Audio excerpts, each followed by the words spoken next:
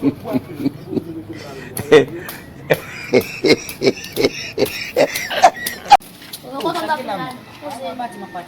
men yo kuat bundulan. Sorry lang.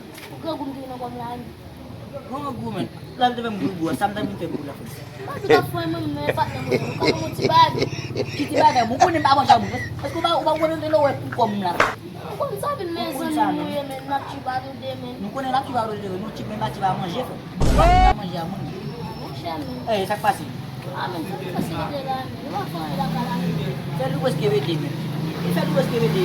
Sak pasi. Aba, uko na go jugo sa amin. Ko na go jugo sa amin ko fe je ja choisi.